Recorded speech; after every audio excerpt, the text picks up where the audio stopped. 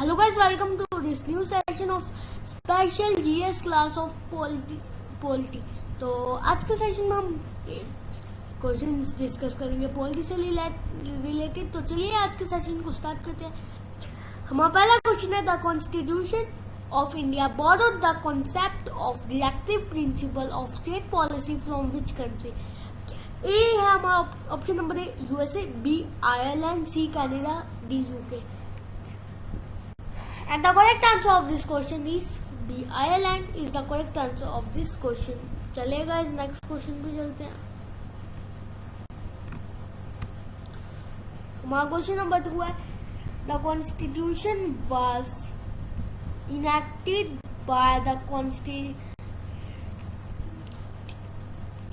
Assembly set up under the Cabinet Mission Plan 1946. Promulgation of Rowlatt Act 1919, the Indian Council Act 1892, Indian Independence Act 1947. I hope अभी तक आपने answer guess कर लिया होगा। And the correct answer of this question is cabinet mission plan 1946। चलिए guys, हम अपने next question में चलते हैं। Question number 3, the high court at Bombay, Calicut, Madras were established under which act? Option number A, Indian High Court Act 1861. Option number B is Indian High Court Act 1865. Option number C is Indian High Court Act 1911. The right answer of this question is option number A, Indian High Court Act 1861. चलिए guys, question number 4 पे चलते हैं। Which of the following source of Satyameva Jayate? Option number A is Mudak Upanishad. Option number B is Rigveda. Option number C is Katho Upanishad. Option number D is none of above. And the correct answer of this question is Mudak Upanishad. ये आपने सुना भी होगा, Rigveda oldest वेदा।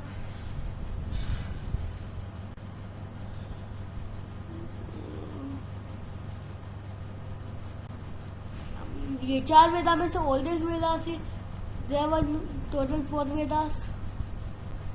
एक था, पहला कौन सा था बताओ? ऋग, सामा, अथर्व एंड यजुर्वेद। ये 4 वेदा थे, ऋग, सामा, अथर्व और यजुर्वेद। और क्या कहता है ओल्डेस्ट था जो वो हमारा वो ऋग्वेद था। चलिए नेक्स्ट क्वेश्चन में चलते हैं।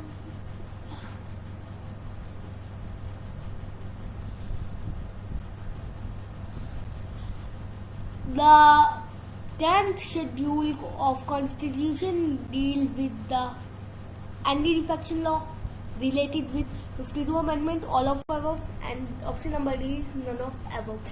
तो क्वेश्चन नंबर 5 का सी आंसर है ऑल ऑफ अबव, क्योंकि जो 10th शेड्यूल है कॉन्स्टिट्यूशन का वो एंटी डिफेक्शन लॉ और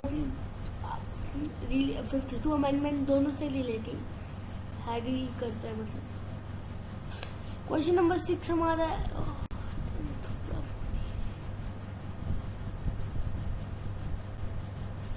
question number 6, which one of the following articles of directive principle of state policy deal with promotion of international peace and security? Option number A is 51. Option number B is 48A. Option number C is 43. Option number D is 41.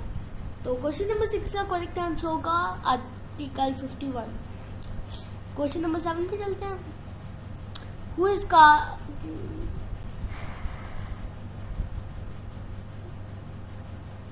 is called as father of Indian Constitution? ये question एक easy question हो गया। Father of Indian constitution ये सब जानते हैं, B R Ambedkar is father of Indian constitution. Question number 8, who was the first chairman of the planning commission? तो option number is Gulzari Lal Nanda. Option number B is JL Nehru. Option number C is C.D. Deshmukh. Option number D is केसी नहीं होगा। तो question number 8 का correct answer है JR Nehru, Jawaharlal Nehru, father Motilal Nehru.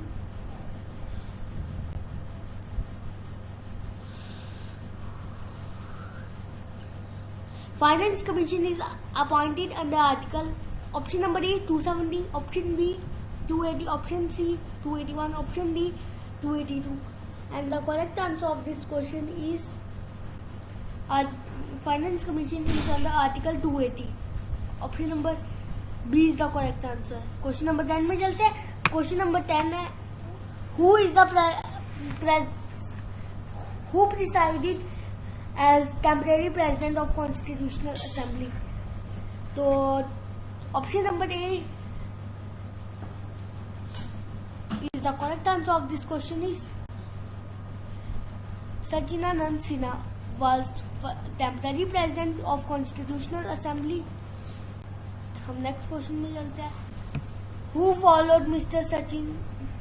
Sachinanand Sinha on 11th December 1946 to become the president of Constitutional Assembly? तो सचिनानंद सिन्हा तो temporary थे, बाद में परमानेंट बने थे हमारे Rajendra Prasad. Next question, who is the first speaker of Lok Sabha? Option number is P Upendra, B Hukam Singh, C GV Mavalankar is the correct answer of this question. Question number 12 का correct answer है GV Mavalankar. Question number 13, members of council of minister union are collectively responsible to A Lok Sabha, B Rajya Sabha, C election commission, D president. And the correct answer of this question is Lok Sabha. Option number A is the correct answer. हम अपने next question में चलते हैं। Question number 14,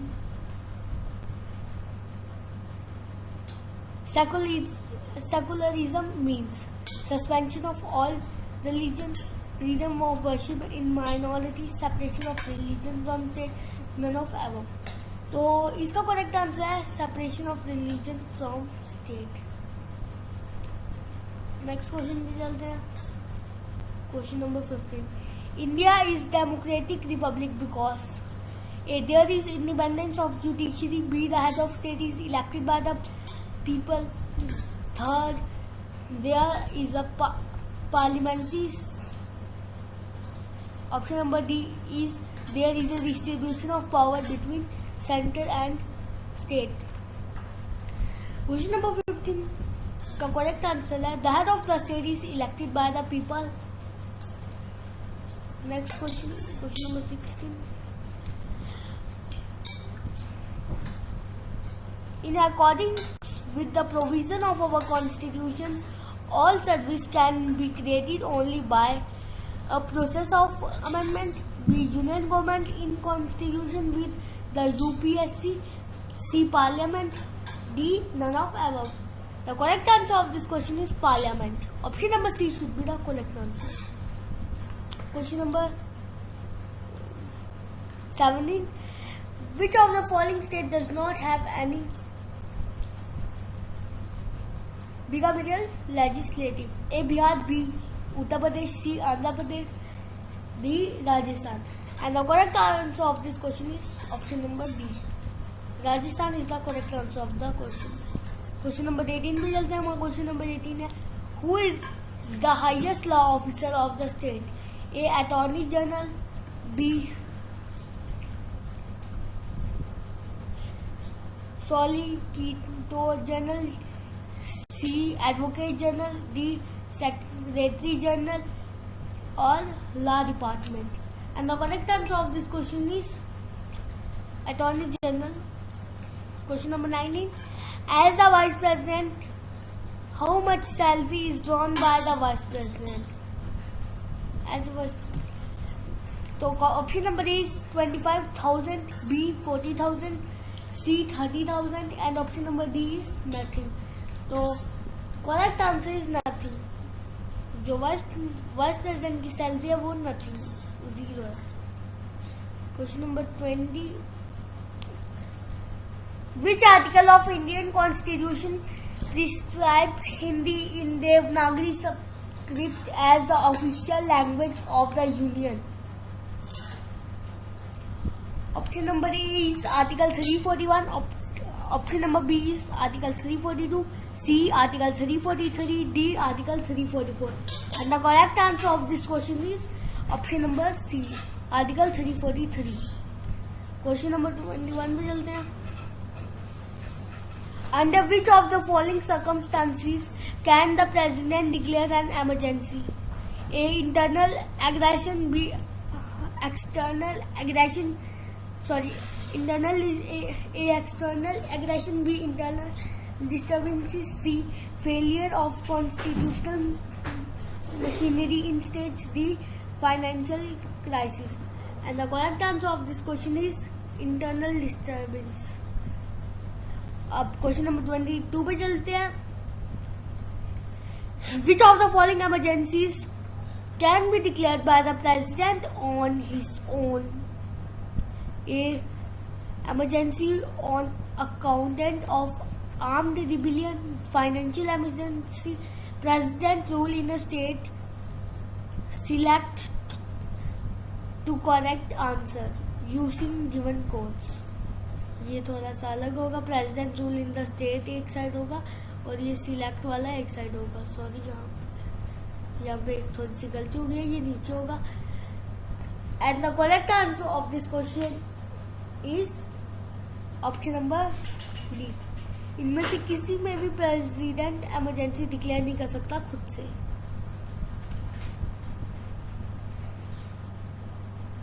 next question में चलते हैं. Question number 23 पे. Consider the following statements regarding the president audience's making power. It can abridge the fundamental rights. आप पढ़ लीजिए सारे जल्दी से. क्वेश्चन नंबर 23 का करेक्ट आंसर है option number B 2 and 3. Question number 24 पे चलते हैं. क्वेश्चन नंबर 24 है. It denotes awarding a lesser sentence in a place of one originally awarded due to some special fact. This is known as option number A, pardon. Option number B,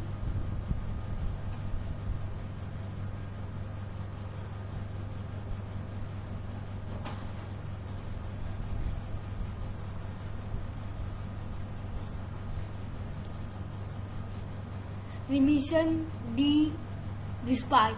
And the correct answer of this question is option number D. Option number D, respite is the correct answer of this question. Last question of the session.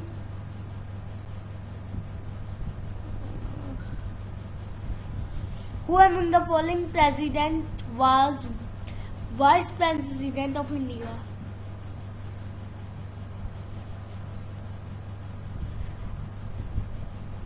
A. Mohammad Hidayatullah. B. Fakhruddin Ali Ahmad. C. Neelam Sanjiva Reddy. D. Shankar Dayal Sharma. इस question का मतलब है कि कौन से vice president बने हैं for a short period जब प्रेसिडेंट नहीं है कंट्री का. ठीक है, तो इस क्वेश्चन का करेक्ट आंसर है ए.